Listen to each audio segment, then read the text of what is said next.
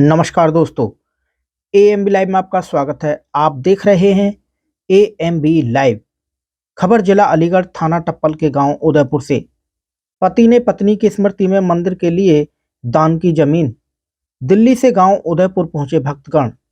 गांव उदयपुर के ओम प्रकाश शर्मा जी ने अपनी पत्नी स्वर्गीय राजेंद्री देवी के नाम मंदिर के लिए 115 गज जमीन उदयपुर टप्पल बाजना रोड पर ट्रस्ट मधुसूदन धाम को दान कर दी, जिस पर संस्था मधुसूदन धाम ने मंदिर का निर्माण कर दिया और भक्तगणों ने मंदिरों में सभी देवी देवताओं की मूर्ति प्राण प्रतिष्ठा कराई। ध्यान योगी योगाचार्य राजकुमार दास जी ने बताया कि मधुसूदन धाम एक दिल्ली की संस्था है जो सामाजिक कार्य करती है, जैसे बेसहारा बुजुर्ग, अनाथ बच्चे व गौशाला, चिकित्सा, ध्यान योग जैसे कार्य समाज में कराती है। और यह भी कहा, धार्मिक कार्य मंदिर के निर्माण में ओम प्रकाश शर्मा जी का बहुत बड़ा योगदान है, जो उन्होंने अपनी पत्नी की स्मृति में मंदिर का निर्माण कार्य कराने का संकल्प लिया। दोस्तों, देखें एएमबी लाइव की जीरो ग्राउंड रिपोर्ट में भक्तगणों ने क्या कुछ कहा। श्री गणपति प्राण प्रतिष्ठा करणी एवं हनुमत सहित।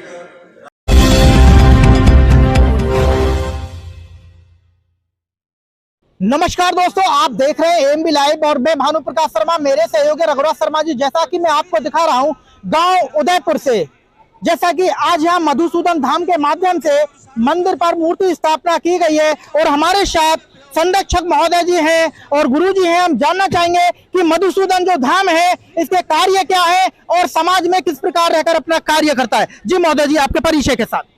मधुसूदन धाम वैसे तो दीक्षा लेने के बाद मेरा ध्यान योग योगाचार्य राजकुमार दास नाम हो चुका।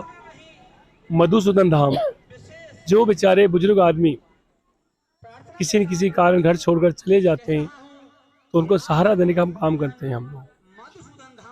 जैसे कई बार हम देखते हैं कैंसर पीड़ित है, घर में किसी कैंसर हो जाता है तो पूरी फैमिली खत्म हो जाती है, तो उनकी फैमिली को काउंसलिंग करके उनको कोशिश करते हैं कि ज़्यादा से ज़्यादा अपने जीवन को व्यतीत कर सके और वो व्यक्ति हंसता हुआ परमात्मा के पास पहुँचे। मधुसूदन धाम गौ सेवा उसका हम कार्य करते हैं। जो छोटे छोटे बच्चे होते हैं उनको निःशुल्क पढ़ाई का भी हम कार्य चालू कर रहे हैं। और संतों के लिए ट्रीटमेंट बीमारियों पर हम बहुत अच्छे लेवल पर कार्य करते हैं मधुसूदन धाम। और जो मेरी बहन शादी नहीं कर पाते हैं, उनके पास धन नहीं होता है, तो हम उनको भी सहायता करने में पूरी कोशिश करते हैं। महोदय, जो अपना मधुसूदन धाम है ये कब से कार्यरत है, कितना समय हो गया? वैसे तो हम लोग काफ़ी साल से हम कार्य कर रहा हूँ, मैं तो 14 साल के से ही कार्य कर रहा हूँ। मधुसूदन धाम 2023 में रजिस्टर्ड हुआ, पर इसके नाम से पहले हम काफ़ी दिन से हम कर रहे थे इस कार्य को। जगह जगह हम करते रहते हैं, हर जगह करते हैं पूरे हिंदुस्तान में। तो जो अपनी संस्था है 2023 में रजिस्टर्ड हुई, तो अपनी जैसे कि यहाँ पे भी एक मंदिर बना है और मूर्ति स्थापना की गई है, तो कहीं यहाँ से अलग और भी है? हाँ जी, मंदिर यहाँ नीचे बना है और मंदिर के ऊपर लोगों को रहने के लिए हम बना रहे हैं। साथ में वृंदावन और संतों के लिए ट्रीटमेंट फ्री करते हैं हम लोग। जितने भी संत होते हैं उनके लिए फ्री ट्रीटमेंट, फ्री दवाइयों का सारा हम कार्य हम करते हैं। और गौशाला का बहुत जल्दी हम निर्माण कार्य चालू करने वाले हैं। बाकी हम बहुत जल्दी आपको खबर देने वाले हैं। जी महोदय, तो यहाँ पर जो आपने जैसे कि बताया कि ट्रीटमेंट जो किया जाता है, किस किस प्रकार का ट्रीटमेंट दिया था बुजुर्गों को? लोगों को प्रगति से जोड़ना। प्रगति में 5 तत्वों में बहुत कुछ छिपा हुआ है। जैसा छोटा सा उदाहरण है, किसी को कोई भी प्रॉब्लम आती है, जैसे हम देखते हैं कई बार हम मतलब सर में दर्द है, हम सर के दर्द को ढूंढते हैं कारण, उसका कारण छोटा सा कारण है, गैस बनती है तो ठीक कर सकता है व्यक्ति। छोटा सा कारण है। किसी को एंटीबायोटिक की जरूरत पड़ती है तो एंटीबायोटिक, तुलसी के अंदर एंटीबायोटिक है, आपके नीम ग्लो के अंदर एंटीबायोटिक है, हल्दी के अंदर एंटीबायोटिक, वो खा सकता है, ठीक कर सकता है अपने आप को, पर लोगों को पता ही नहीं है। लोग भागते वैसे ही जबरदस्ती। महोदय, समाज के लिए, क्षेत्र की जनता के लिए क्या संदेश देना चाहेंगे? मैं तो यही चाहूंगा कि ज़्यादा से ज़्यादा मधुसूदन धाम में अपना या मंदिर बनाए, भगवान के कीर्तन करें, दर्शन करें और ज़्यादा से ज़्यादा एक निःशुल्क भावना से ही कार्य करें। वो मैं तो यही कहना चाहूँगा कि सबसे पहले मैं समझता हूँ कि हमें ज़्यादा से ज़्यादा एक दूसरे की मदद करनी चाहिए। ये मेरा मानना है। जी महोदय, बहुत बहुत धन्यवाद आपका सर। हमारे साथ हैं संरक्षक महोदय जी, जिनका नाम है श्री बसंत कुमार बांगड़ जी, और जिनका आज बहुत अच्छा दिन भी है, जन्मदिन है। सबसे पहले हम आपको सर जन्मदिन की शुभकामना देते हैं, आपको जन्मदिन की ढेर सारी बधाइयाँ। तो महोदय, हम जानना चाहेंगे जो अपना मधुसूदन धाम है, तो इसके लिए क्या कहेंगे आप? बोलें। सबसे पहले तो मैं आपका धन्यवाद करता हूं कि आप लोग यहाँ पधारे और हम लोगों से राय लेने की आपने इच्छा व्यक्त की। मुझे यही कहना है कि मेरा जन्म हिंदुस्तान में, भारत में, माहेश्वरी जाति के अंदर जो वैश्य समाज की अग्रवालों के बाद सबसे बड़ी अग्रणी संस्था है, उसमें हुआ। और मेरे दादा परदादा सभी सामाजिक कार्यों में रत थे। मेरे दादाजी ने आज से 100 साल पहले श्याम जी का मंदिर हरियाणा में बनवाया था। उसी कड़ी को मैंने भी अपनाया और मैं आज 90 वर्ष की अवस्था में भी विगत 65 वर्ष से समाज सेवा में लगा हुआ हूँ। समाज सेवा का कार्य बड़ा विस्तृत है। ये समझिए कि जो कोई आकाश की लंबाई ऊंचाई नहीं नाप सकता, सागर की गहराई नहीं नाप सकता, इसी तरह इन कार्यों को भी कोई गिनती नहीं गिन सकता। ये सबसे बड़ा कार्य इसमें यही है कि ज़रूरतमंदों की सेवा करो और जहाँ तक हो अपने आप को क्या नाम समाज सेवा में परहित कार्यों में समर्पित करो। उसमें जातिवाद आदि का कोई भेदभाव नहीं होना चाहिए। इन्हीं बातों को मानते हुए मैंने अपना जीवन उत्सर्ग किया है। जहाँ भी जिस तरह की भी ज़रूरत है, चाहे वो बीमार को हो, चाहे अपंग को हो, चाहे विधवा बहनों को हो, चाहे छोटे बच्चों को हो, किसी भी प्रकार की हो, यानी जैसे मैंने कहा आनंद, तो उसमें मैं आधी रात तैयार रहता हूँ। यही मैं कह सकता हूँ। और आपने आज मधुसूदन धाम के बारे में मेरे विचार सुने ही होंगे। ये अभी इस संस्था का शैशव काल है, आज से ही शुरू हुआ है वो वर्तमान में, लेकिन इसका विगत जो संस्थापकों का है वो बहुत ही मतलब स्वर्णाक्षरों में लिखने लायक है। जैसे कि राजकुमार जी, शर्मा जी, आपने इस मंदिर के लिए ज़मीन दे के जो अनुकरण कार्य किया है वो विशाल कम मिलती है। तो मैं इन सबको धन्यवाद देता हूँ और अपनी बातों को पूर्ण करता हूँ। महोदय, आप उदयपुर की भूमि पर, इस पावन भूमि पर यहाँ पर मंदिर का निर्माण हुआ और मूर्ति स्थापना हुई। यहाँ पर आपने देखा कि यहाँ की गांव की जनता कैसी है, उस गांव की जनता का आपको प्रेम कैसा लगा, यहाँ का भाव कैसा लगा है? यहाँ के गांव की जनता का भाव कैसा लगा आपको? हाँ, जनता का ये देखकर बड़ी प्रसन्नता हुई कि आसपास के गांव के लोगों में और विशेषकर महिलाओं का उत्साह देखकर तो बहुत ही आनंद आया। उन्होंने तन मन धन से और बड़े रुचिपूर्वक इस आयोजन में भाग लिया। और अभी नहीं, इससे भी पहले जो 2-3 कार्यक्रम हुए हैं उसमें भी उन्होंने बढ़ चढ़ के अपनी सहभागिता दी। गांव वालों का तो सहयोग सराहनीय है। हमें इस कार्य में कोई अड़चन आने नहीं दी उन्होंने। जहां भी जिस चीज़ की ज़रूरत पड़ी पूरी करी, तो ये बहुत बड़ी बात है। मैं उन सबका धन्यवाद करता हूँ। बहुत बहुत धन्यवाद आपका। और मेरे साथ हैं महोदय ओम प्रकाश शर्मा जी। तो मैं महोदय जी से जानना चाहूँगा, महोदय आज आपके गांव में यहाँ मूर्ति स्थापना हुई है, तो ये आपकी सोच में कैसे आया कि यहाँ पर जमीन दी जाए मंदिर को और मंदिर बनवाया जाए? मैं बहुत दिनों सोच रहा था कि यहाँ पर मंदिर होना चाहिए और मेरे द्वारा कोई अच्छा कार्य होना चाहिए जो समाज के काम आए, जनहित में हो। तो मेरे मन में भाव बहुत दिन से था, लेकिन मुझे ईश्वर की कृपा से ये स्वामी जी मिल गए। इन्होंने कहा मंदिर हम बनाएंगे, जगह आप दे दो। तो मैंने इनको जगह दे दी और बहुत ही अच्छे आदमी मिले हैं। ये 14 साल की उम्र में इन्होंने घर छोड़ दिया था। जब से जनहित का कार्य करते हैं और मैं भगवान से हमेशा यही प्रार्थना करता हूँ, हे ईश्वर मेरे मन और बुद्धि और विचार अच्छे हों, मैं अच्छे कर्म करूँ, बुरे कर्मों से दूर रहूँ। और ईश्वर से प्रार्थना करता हूँ कि मैं जितना धन आए मैं उसमें से दान करता रहूँ।